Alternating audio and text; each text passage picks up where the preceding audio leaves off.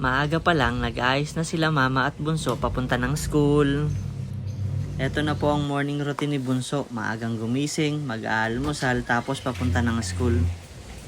At ito po, tapos na silang mag-ayos, mag-aalmusal na si bunso. Ito mukhang nagustuhan niya yata yung pag-ayos sa kanya. Lagi nga pala po namin siyang pinapakain sa umaga at pinapainom na rin ng gatas para may laman po yung kanyang tiyan bago pumasok ng school. Ito yung pinakang almusal po niya. At eto, nagpapaalam muna siya kay mama bago malis.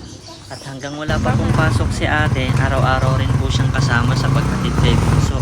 Eto po, paalis na po kami.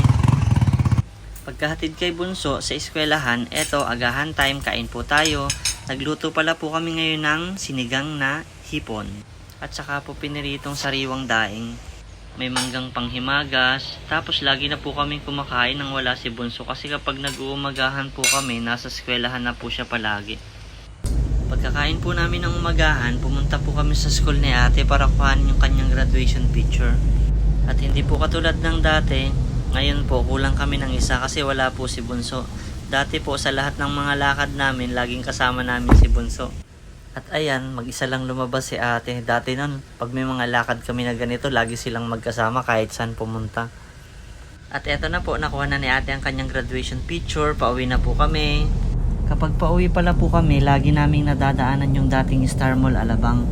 Eto na po siya ngayon, hindi nyo na makikita ang kanyang bakas. Wala na po ang dating Star Mall Alabang.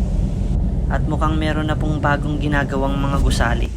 Pagkagaling po namin sa school ni ate, dumiretso po kami sa pagsundo kay bunso. Ayan si bunso, pagkalabas pa lang ng gate ng kanilang school, nakahina kaagad. Hi bunso! What's this? Graduation picture ni ate yan, bunso.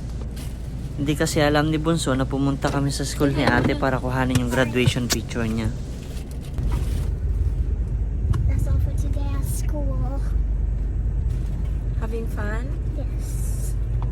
We have our secret. Ito lang po ang ganap namin ngayong umaga. Maraming salamat po sa panonood.